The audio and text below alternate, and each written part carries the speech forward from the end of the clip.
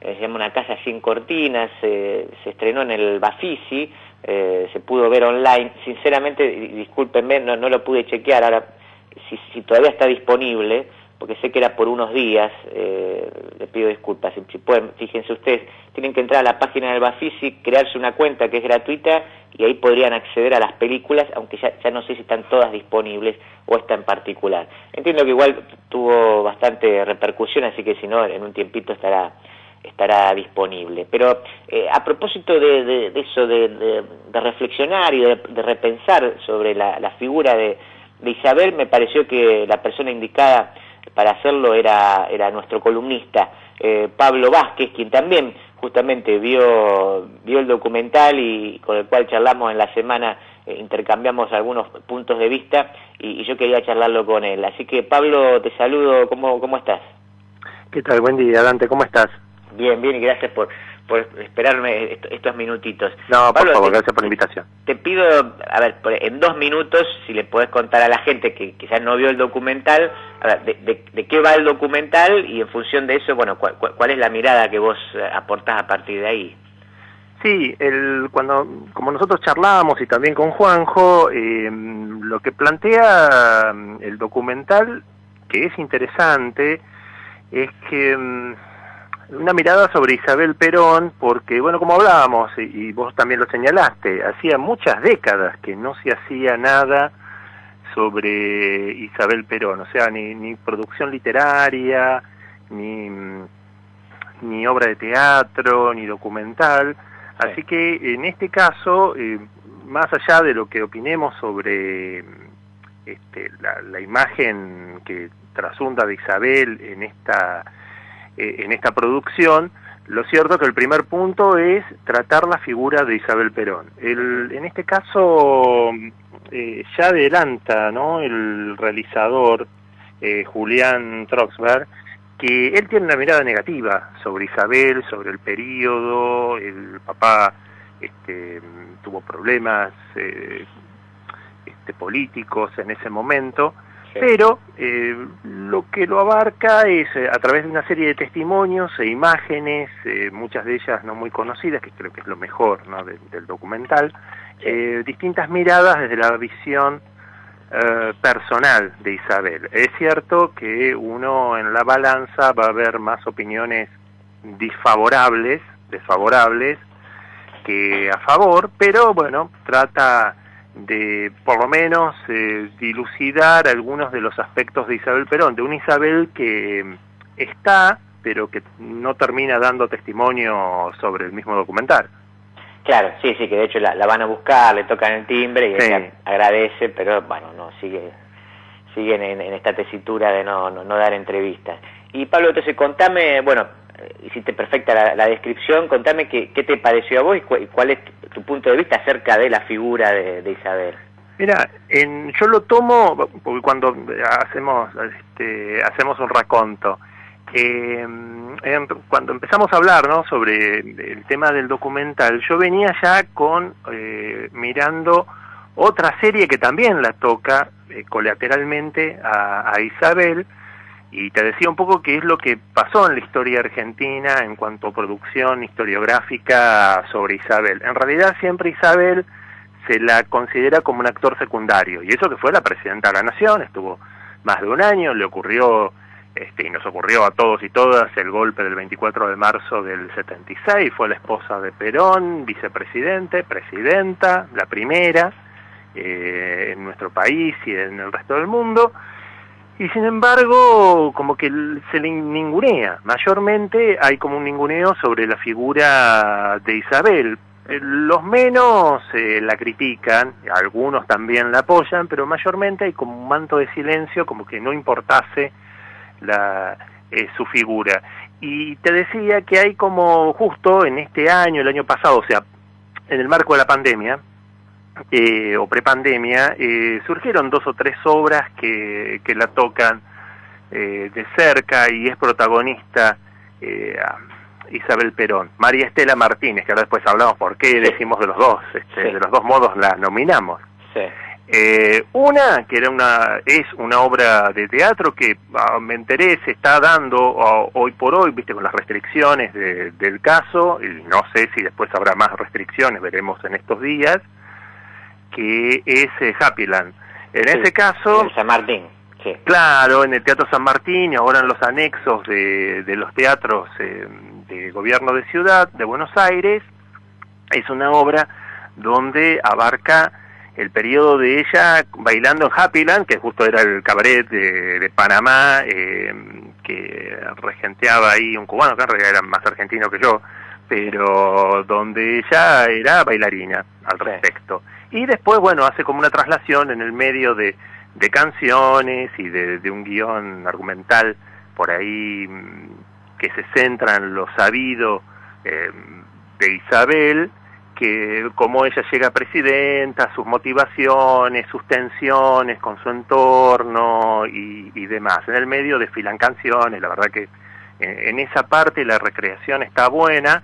Uh-huh. El guión, bueno, entre el resentimiento, la cuestión de López Rega, que estaban las cuentas suizas con los nazis y qué sé yo, cae por ahí en preconceptos, pero sí. De hecho tuvo... así como las que lo vieron, tuvieron muchas críticas al respecto, pero bueno, era una obra de hacía poco tiempo que había abordado la figura de Isabel Perón. Otra es una serie española, que yo te comentaba, Arde Madrid, que es sobre Ava Gardner, cuando Ajá. estuvo en el su periodo madrileño de vida descontrolada, donde... Tuvo ahí en la calle Arce, en Avenida Arce, Doctor Arce 111, donde el vecino que protestaba por toda la farra y orgías que hacía era Perón. Era un tal Perón. Claro, porque llega justo Perón del exilio de República Dominicana, cae un par de años a la Avenida Arce 11, Arce por el doctor Arce, el embajador argentino de la época de Perón, que defiende la posición española en la ONU cuando le habían hecho el bloqueo. Así que parecía como una especie de homenaje que vaya Perón a la Avenida Arce, pero la desgracia es que le tocó a Ava Gardner y andaba todo el día, disculpa que sea Sábado Santo, poniéndola por todos lados. Entonces fue un descontrol. Y ahí sale también Isabel. La verdad que es una obra, obviamente, para las vistas del peronismo tradicional, no lo hace quedar bien a Perón. Actúa Osmar Núñez, que el mismo protagonista... De Juan y Eva, de la película de hace unos años, se centra más en Ava Gardner, pero bueno, está ahí Perón y está ahí un Isabel acompañándolo, tratando... En algunos puntos se ve que han leído, porque el mismo protagonista de la serie, que es el guionista, ha leído cosas del peronismo, o sea, cuando empezaba a recitar o a hablar Perón un discurso, practicar un discurso, era un discurso que yo reconocía, o algunos nombres y situaciones, y ella como tratándolo de imitar al respecto. Ahí no estuvo tan mal, pero bueno, no lo dejan bien a Pocho y a Chabela al respecto. Pero bueno, era una obra fuera de Argentina que tocaba Perón y sobre todo tocaba la figura de Isabel. Está por HBO, mírenla, sin prejuicios. Y por último sale esta propuesta del Bafisi, que se ve por lo que nosotros apreciamos, fue filmada, o por lo menos tomaron los testimonios en el 2016, porque hay hasta un almanaque que dice 2016,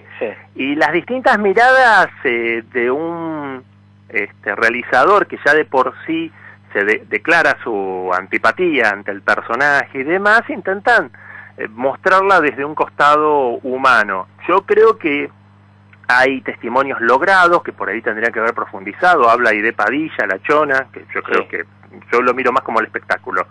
La tendría que haber aprovechado más.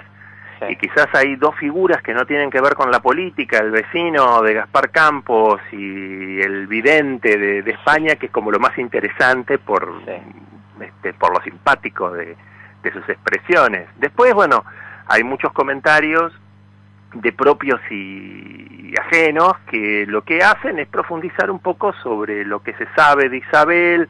Es la esposa de Perón, no hubo otra como para acompañarlo, desarrolló como pudo su actividad política, no profundiza sobre, que eso lo comentamos, sobre el tema de la AAA, que es, si bien el autor del documental Es contrario a Isabel, la mención es casi nula y no la responsabiliza sobre el hecho, y bueno, su padecimiento ya en cautiverio cuando se produce el golpe del 24 de marzo del 76. Es una obra interesante para poder acercarse, hay testimonios, desde Eva Gatica o Lavaqué que la defienden, a Anil Lagarré que la detesta absolutamente. Sí.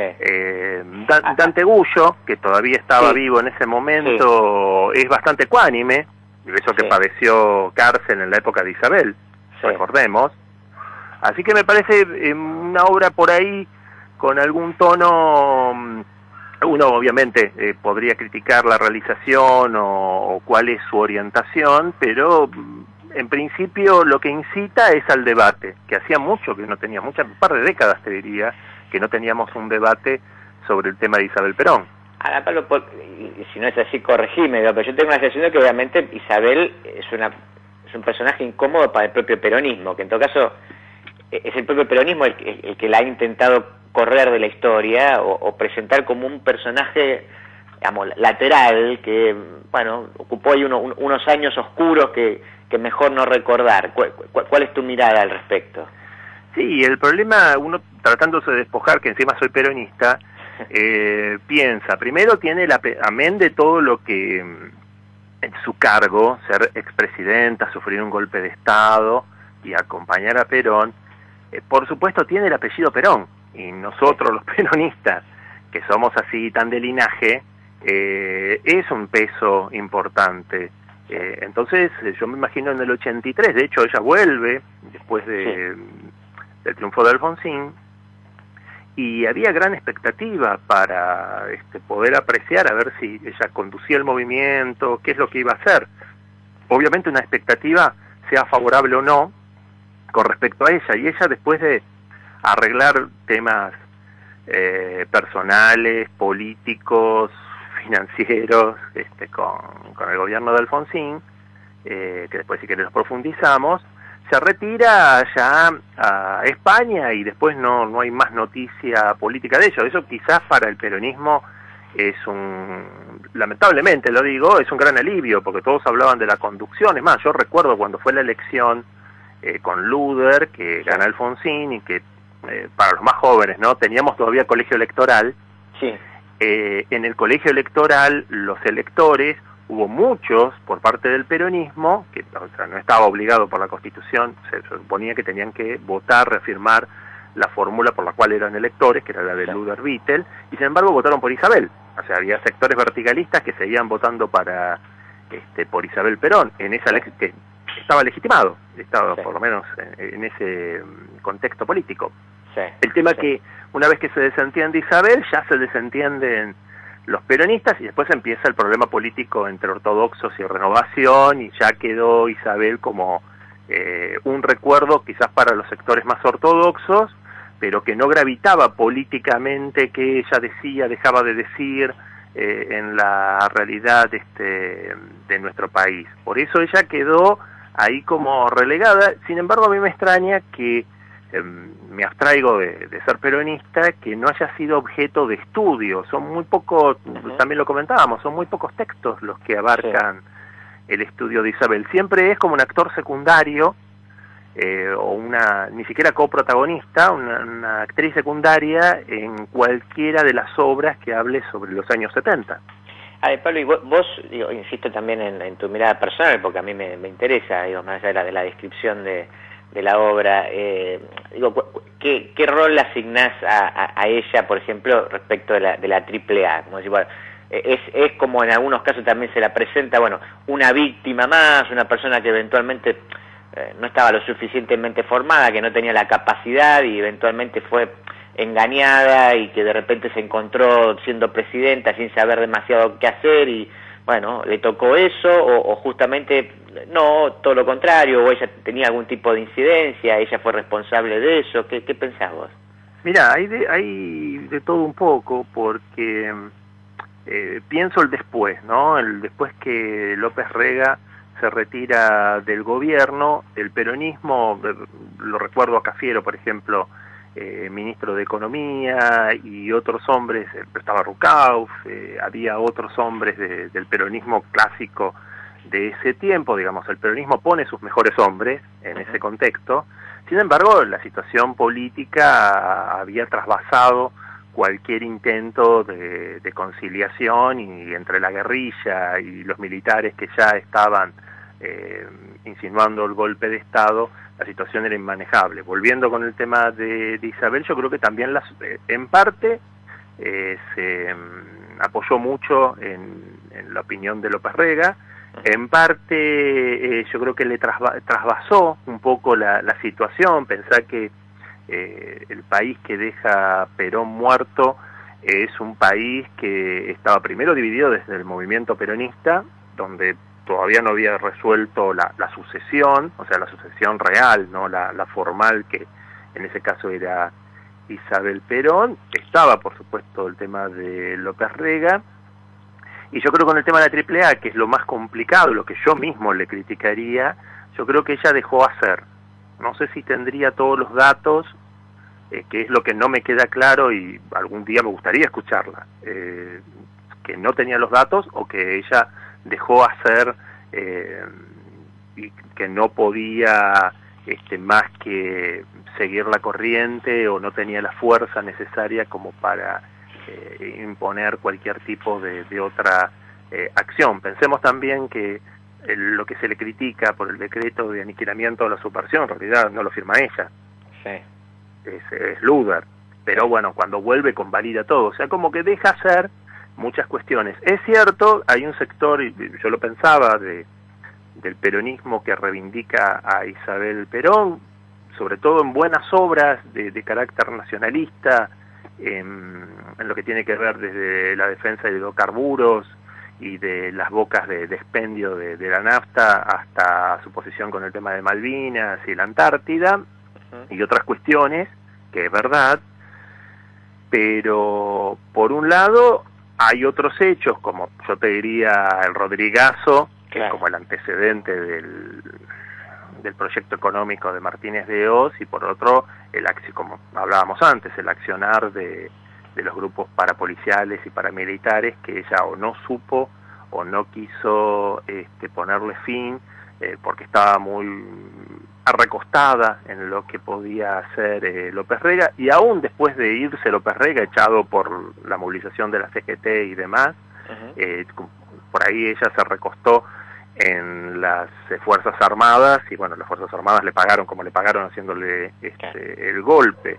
Y aún las medidas positivas, después uno ve los diarios de la época, y en realidad muchos no se cumplían. Había toda una crisis de desabastecimiento y demás que no impedían cualquier tipo de aplicación, aunque sea de medidas positivas. Pablo, muchas gracias por estos minutos. No, por favor, te agradezco. Aparte, como siempre. Aparte, te agrego una sola cosa. Hubo unas firmas para que el busto de Isabel, que quería agregar eso, el busto de Isabel Perón no está en la Casa Rosada. Ah, mira, tenés razón. El busto de busto de Isabel Perón no está en la Casa Rosada, porque digamos una de las imágenes icónicas del documental es sobre el busto. Se perdió, ¿viste? Una cosa de loco. No está el busto, está el original, que lo tiene el escultor, que le toman testimonio. Y bueno, la idea sería que restablezcan el busto, que corresponde, más allá de lo que uno opine o no, porque es una presidenta constitucional, y después, bueno, que miren el documental, que la verdad que tiene cosas muy interesantes. La discusión del vecino con el documentalista, que es la única vez que le puso chispa al comentario, porque está muy tiradito, es el documentalista, muy caído, que hablan sobre si Isabel lo consideraba a Perón como el sugar daddy, y que el otro decía no, que es la imagen paternalista. Creo que era lo más bizarro y más entretenido, junto con el mentalista del documental. Pero bueno, yo más allá de esa risa, no quiero dejar de reivindicarla a ella, porque la verdad que sufrió mucho, tuvo un rol importante dentro del peronismo, le ocupó tener la primera magistratura del país. Yo creo que la excedió, ahí no hubo ni hechos de corrupción, ni nada que se le pueda achacar a Isabel, salvo, otro día lo charlamos, lo de la Cruzada de la Solidaridad, pero creo que es una figura que merece mucho más estudios y más debate al respecto. Pablo Vázquez sobre Isabel Perón, un abrazo grande. Un abrazo para vos, Dante. Muy bien. Que estés bien.